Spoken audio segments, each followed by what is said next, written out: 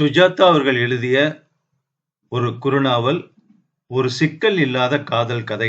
இதுதான் கதையோட தலைப்பு. அதனுடைய பகுதிகள் பார்த்துட்டு இருக்கோம். அதனுடைய லிங்க் இந்த வீடியோ டிஸ்கிரிப்ஷன்ல இருக்கு. அதையும் கேட்டுட்டு இந்த பகுதி கேட்டீங்கன்னா கதை உங்களுக்கு புரியும். கேட்கலாமா? ரொம்ப வித்தியாசமான ஒரு காதல் கதை. காதல் இல்லாத ஒரு காதல் கதை. பகுதி 3, அத்தியாயம் 3. ஒரு மாதத்தில் அவனை நான் 8 தடவைகள் சந்தித்தேன். 8 தடவையும் 8 விதமாக இருந்தது. அவன் பேச்சில் இயல்பான அடக்கமும் புத்திசாலித்தனமும் நிறைய விஷயங்களைப் பற்றிய தகவல்களும் இருந்தன. கோபிநாத் அவன் பெற்றோர்களின் மூத்த பையன். சிறு வயதில் தன் தாயை இழந்தான். இதனால் எனக்கும் அவன் மேல் பாசம் அதிகமாகியது. முறையாக படித்து பட்டம் பெற்று வெற்றி பெற்று எவ்வளவு தடவைகள் வேலை மாறி தற்போது ஒரு விளம்பர கம்பெனியில் என்னவோ சொன்னானே அதுவாக இருக்கிறான். சித்திர பொழுதுபோக்கு. நான் மாடர்ன் ஆர்ட் மட்டும் வரையும் போலி அல்ல என்று ஒரு காகிதத்தில் ஒரு கிரையான் பென்சிலை வைத்து அலட்சியமாக சில கோடுகள் இழுத்தான். வந்தது ஒரு பெண்ணின் முகம். அவள் கண்ணாடி அணிந்திருந்தாள். நான் வெட்கப்பட்டேன். இத உன்னோட சிநேகிதி கிட்ட கொண்டு போய் காட்டு என்றான் அவன். ஒப்புக்கொண்டு விடுகிறேன். நான் பைத்தியமானேன் அவன் மேல். அவன் சொல்லும் சின்ன விஷயங்களை எல்லாம் குழந்தையுடன் ஆர்வத்துடன் கவனித்தேன், சிரித்தேன். அவன் என்னை ஹாஸ்டல் வாசலில் கொண்டு விட்டு திரும்பும் போது, சாலையை குறுக்கே கடக்கும் போது கவலைப்பட்டேன். சரியாக சாப்பிடுகிறானா? இப்பொழுது என்ன செய்து கொண்டிருப்பான் என்றெல்லாம் என் நினைவுகளில் விரிவாக பரவிவிட்டான் அவன். தாயன்பு, காதல், ஏக்கம், பொறாமை, கவலை, எவ்வளவு விதவிதமான வடிவமான உணர்ச்சிகள் என்னை அழுத்தின. இரவில் அவனை கனவு கண்டேன். பகலில் டெலிபோன் ஒலிக்க காத்திருந்தேன். சரிதா சுலபமாக என்னில் ஏற்பட்ட மாறுதலை உணர்ந்து கொண்டு விட்டாள். நீ பைத்தியமாகிட்டு இருக்க என்றாள். ஆமா என்றேன். சரஸ், நான் ரொம்ப அந்தரங்கமா கேட்கிறேன்னு தப்பா நினைக்காத. உங்களுக்குள்ள அது நிகழ்ந்து விட்டதா? மை காட், சரிதா, நீ எப்படி இவ்வாறு நினைக்கலாம் என்று நான் படபடத்தேன். எஸ் ஆர் நோ சொல்லு என்றாள். எஸ் என்று சொல்ல எவ்வளவு ஆசைப்பட்டேன். உண்மை. ஒரு சோகம் மிகுந்த நோ சொன்னேன். அவன் உன்னை கல்யாணம் செஞ்சுக்கிறத பத்தி ஏதாவது சொன்னானா? மீண்டும் கேட்டாள். எங்க ஃப்ரெண்ட்ஷிப் இன்டலெக்சுவல் ஃப்ரெண்ட்ஷிப் சரிதா என்றேன். டேஷ் என்று பெண்கள் உபயோகிக்க கூடாத சொல்லை பிரயோகித்தால் சரிதா. சரிதா, என் அனுபவங்கள் சற்று குறைவான அனுபவங்களாக இருக்கலாம் என்று எப்பொழுதாவது பட்டதா உனக்கு கேட்டேன். இருக்கலாம். இருந்தாலும் ஒரு ஆண் ஒரு பொண்ணு கிட்ட செக்ஸ் கலக்காத சிநேகிதம் கொள்ள முடியும்னு எனக்கு தெரியல. சரிதா, நீ கோபிநாத்தை சரியா தெரிஞ்சுக்கல. நீ அவனை சந்திச்சதில்ல. அவன் கொஞ்சம் வித்தியாசமானவன். வெளி அழகு அவன் அதிகம் கவரல. அவன் விரும்புறது ஒருவித ஆத்மீக உறவு. அவன் ஒரு ஆதர்ஷவாதி. அவனுக்கு எக்ஸ்ட்ரே கண்கள். அவன் பார்க்கறது மனச. ஒன்னு சொல்றேன் சரிதா, நீ ஒரு தடவை என்னோட வா. அவனை மீட் பண்ணு. அவனோட பேசு. அவன் எப்படிப்பட்ட ஆசாமின்னு நீ கண்டுபிடி. அப்புறம் எனக்கு சொல்லு அவனை பத்தி. நான் தான் முட்டாள்கள் வரிசையில் ஒருத்தியாச்சே. அவன் உன்னை பத்தி சொல்லலையே. எனக்கு ஒன்னும் உங்க லெவல்ல பேச தெரியாதே. நீ வாயேன் சரிதா, வந்து பேச வேண்டாம். பேச்செல்லாம் அவனே பேசுவான். இதை பற்றி கோபிநாத்துக்கு போன் செய்த போது அவன், என்ன எக்ஸிபிஷன் மேட்சா, சில்லறை எதுவும் உண்டா என்றான். அதெல்லாம் இல்ல. அவ உங்களை சந்திக்கிறத நான் ரொம்ப விரும்புறேன். அவளுக்கு ஆண்கள் பத்தி மிக அலட்சியமான ஒரு அபிப்பிராயம் இருக்கு. நான் அந்த அபிப்பிராயத்தை மேலும் மேலும் ஊர்ஜிதப்படுத்துவனே. பார்க்கலாமே என்றேன். அவர்கள் சந்திப்பு நான் எதிர்பார்த்தபடி இல்லை. நானும் சரிதாவும் கிளம்பிய போதே புழுதி காற்றுடன் சற்று மழை பெய்தது. நாங்கள் சற்று நனைந்து விட்டோம். டாக்ஸி கிடைக்கவில்லை. அப்புறம் கிடைத்தது. நாங்கள் சந்தித்த ஹோட்டலில் சற்று அதிகமாக கூட்டமாக இருந்தது. எல்லோரும் சரிதாவையே பார்த்து கொண்டு தத்தம் டிஃபனில் கவனமில்லாமல் இருந்தார்கள். ஜூஸ் பாக்ஸ் சினிமா பாட்டு பாடிக்கொண்டிருந்தது. இதுதான் சரிதா. சரிதா, இதுதான் கோபிநாத். ஹலோ. ஹலோ. உங்களை பத்தி நான் சரஸ்வதி மூலமா நிறைய கேள்விப்பட்டிருக்கேன். என்றாள் சரிதா. கேள்விப்பட்டது ஒன்னும் வெளியே சொல்லும்படியா இல்ல என்ன நினைக்கிறேன் என்றான் அவன் தயங்கியபடியே. இல்லையே, அவ உங்கள ரொம்ப பாராட்டி பேசுறா என்றாள் சரிதா என்னை பார்த்து கொண்டு. கோபிநாத் வேண்டுமென்றே தமிழ் சினிமா, தமிழ் பத்திரிகைகள், டாக்டர்கள் சமூகத்திற்கு எவ்வளவு உபயோகமானவர்கள் என்பவை பற்றி எல்லாம் பேசினான். அவன் பேசிய பேச்சில் ஏதோ ஒரு கடவுள் தன் உயர்ந்த இடத்தில் இருந்து இறங்கி வந்து போனால் போகிறது என்று சில சாதாரண ஜனங்களுடன் காஃபி சாப்பிட இசைந்த தன்மை சலுகை தெரிந்தது. சரிதா ஒற்றை வார்த்தைகளிலேயே பதில் சொன்னாள். அப்புறம் சினிமாவுக்கு போலாமா என்று அவன் கேட்டான். சரிதா தான் வரவில்லை என்றாள். நீங்கள் போங்கள் என்றாள். பல தடவைகள் தவிர்க்க முடியாத மௌனங்கள் நிலவின. நான் தான் அதிகம் பேசினேன் என்று ஞாபகம் வருகிறது எனக்கு. 2 பேர்களின் லெவல்களையும் இணைக்க முயற்சிக்கும் பேச்சு அது. திடீரென்று சாம்யுவல் பெக்கெட் பற்றியும் பேச ஆரம்பித்து விட்டான். என்னிடமே பேசினான். சரிதா வெளியே பார்த்து கொண்டிருந்தாள்.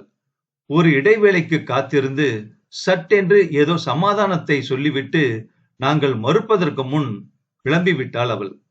எனக்கு என்னவோ மாதிரியாகிவிட்டது. அவள் சென்றதையே பார்த்து கொண்டிருந்தவன், உன் சிநேகிதிக்கு சாதாரணமான மேனர்ஸ் கூட இல்ல என்றான் சட்டென்று. நீங்கள் நடந்து கொண்ட விதமும் சரியில்லையே என்றேன். சரஸ்வதி, உன் சிநேகிதிக்கு ஆச்சரியம். ஏன் இந்த ஆண் பிள்ளை வித்தியாசமா இருக்கான்? என் எதிரில வார்த்தை அடைச்சு போகாம மிக சாதாரணமா ஏன் அலட்சியமா கூட இருக்கான்னு ஆச்சரியம். அதான் எழுந்து போயிட்டா. எனக்கு கூட அந்த ஆச்சரியம் இருக்கு. அவளுடைய அழகு உங்களை பாதிக்கவே இல்லையே. நான் என்ன செஞ்சிருக்கணும்? விழுந்து சேவித்திருக்க வேணுமா? இருந்தாலும் நீங்க மிகவும் ஆண உடையவர் தான். அது என்னுடைய சிநேகிதிக்கு பொருந்தும் என்றான். சற்று மௌனத்திற்கு பிறகு, எங்களை அறிமுகப்படுத்தியதற்கு வந்தனம். நான் மயங்கி விழாமல் இருந்ததுக்கு மன்னிப்பு கேட்டுக்கிறேன். சரி வா, சினிமாவுக்கு போகலாம் என்றான் அவன். நான் திரும்பி அறைக்கு சென்றபோது அறை இருண்டு இருந்தது. விளக்கை போட்டபோது சரிதா விழித்துக் கொண்டாள். சினிமா இப்படி இருந்தது என்றாள். பரவாயில்ல, ப்ரொஃபசர் என்ன செஞ்சாரு? நிறைய பேசினார் என்றேன். செய்தார் என்ற வார்த்தை பிரயோகத்தை நான் கவனிக்காமல், சாம்யுவல் பெக்கட்டா பக்கட்டா அவனை பத்தியா? ஏன், அந்த ஆளு ஒரு போலி. இல்ல சரிதா, போக போக நீ தெரிஞ்சுக்குவே சரஸ். எனக்கு எதுவும் பொறாமை இல்ல. அவன் கண்கள்ல ஒருவித போலித்தன்மை இருக்கு. அவன் உபயோகிக்கும் பெரிய பெரிய வார்த்தைகள் எல்லாம் நம்ம மாதிரியான சுலபமா நம்புறவங்களை தான் ஏமாத்தும். உண்மையிலேயே விஷயம் தெரிஞ்சவங்க அவன் திரைய ஒரே நிமிஷத்துல கிழிச்சிருவாங்க. நான் கொஞ்சம் படிச்சவ தான் சரிதா. அவன் நீ சொல்றபடி போலி ஒண்ணும் இல்ல. சாரி, நான் ஒரு இடியட். எனக்கு தெரிஞ்சது சாதாரண விஷயங்கள் மட்டும்தான்.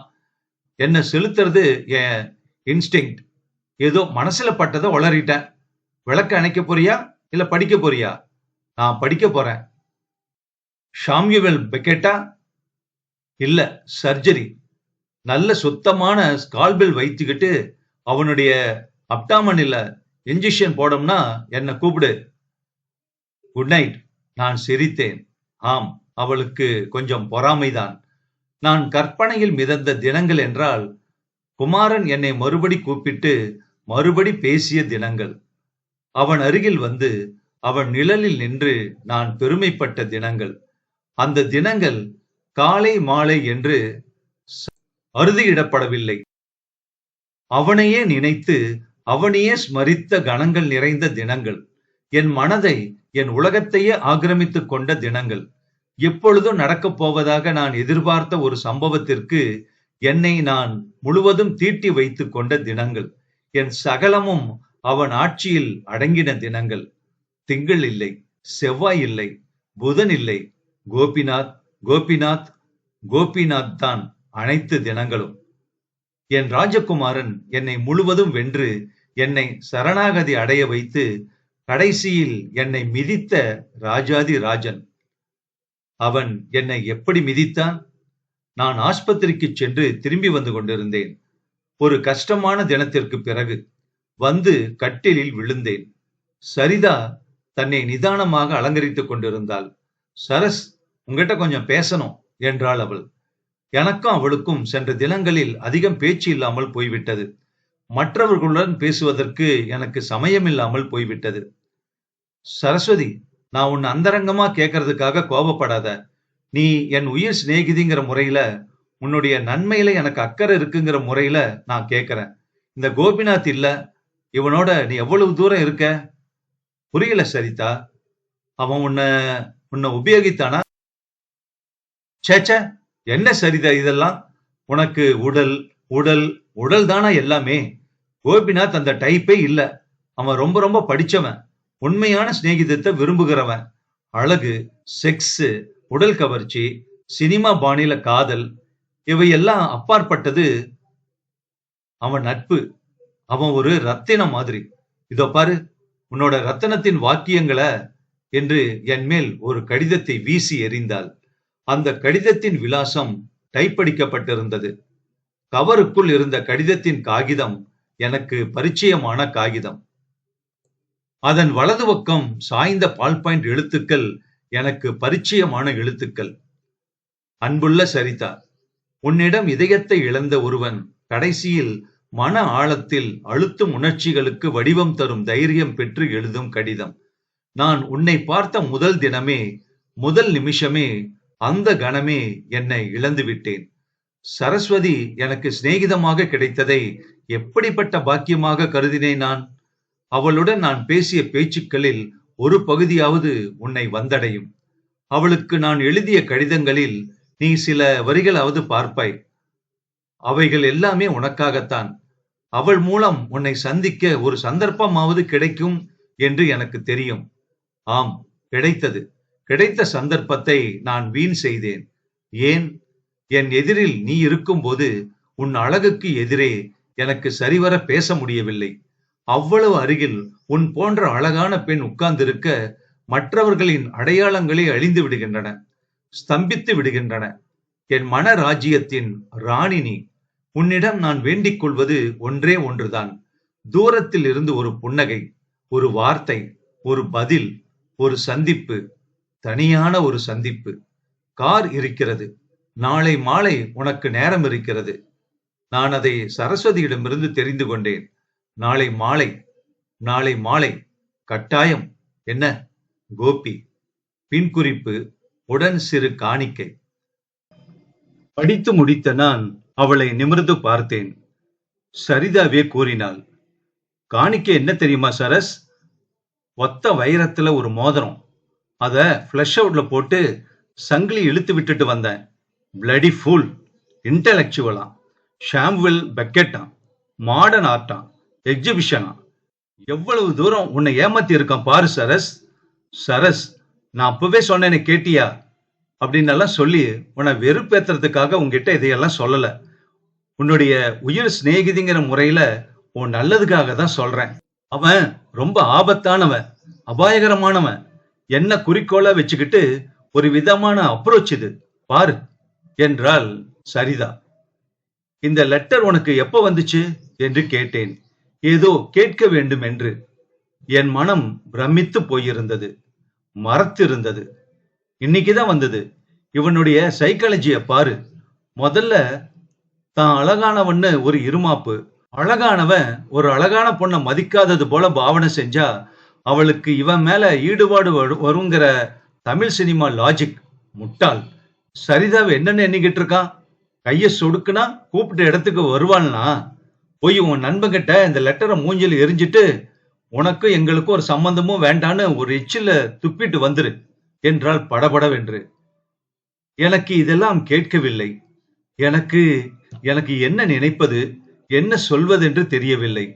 அப்போது கீழே இருந்து சரஸ்வதி டெலிபோன் என்று சத்தம் கேட்டது. அவனாதான் இருக்கும்.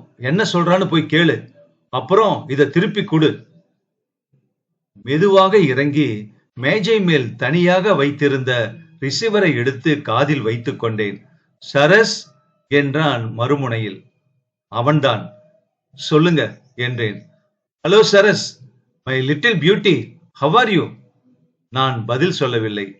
சரஸ், நாளைக்கு உன்னை ஒரு ரஷ்யன் பாலேக்கு கூட்டிட்டு போக 2 டிக்கெட் வாங்கி இருந்தேன். துரதிர்ஷ்டவசமா எனக்கு ஆபீஸ்ல ஏகப்பட்ட வேலை. என்னால வர முடியாது அதுக்கு. என் கசின் சிஸ்டர் ஒருத்தி உன்னுடைய டைப் தான். அவ வருவா. நாளைக்கு 6 மணிக்கு ஷோ. முன்னாலேயே தியேட்டருக்கு போயிடு. என்ன? நாளைக்கு சாயந்தரம் கட்டாயம் என்ற அந்த கடிதத்தின் கடைசி வரி என் மனதிற்குள் எதிரொலித்தது. தியேட்டர் பெயர் சொன்னான். அவன் சிஸ்டரின் அடையாளம் சொன்னான். எந்த கேட்டில் காத்திருக்க வேண்டும்? எவ்வளவு அருமையான ஷோ! நான் அதை தவறவிடக் கூடாது. நிச்சயம் போக வேண்டும் என்றான். தன்னால் தான் வர முடியவில்லை. நான் ஒரு ஸ்வீட் கேர்ள். நான் ஒரு சுகர் டால். நான் ஒரு கண்ணாடி அணிந்த தேவதை. இப்படியெல்லாம் சொன்னான். நான் ரிசீவரை வைத்தபோது கூட டெலிபோன் பொய் சொல்லிக் கொண்டிருந்தது. பொம்மை போல நடந்தேன். மாடிக்குச் சென்றேன். அறைக்குள் நுழைந்தேன். அங்கே அந்த அறையில் சரிதா இல்லை. நான் தீர்மானித்து விட்டேன். இந்த கதை அடுத்த பகுதியில தொடரும்.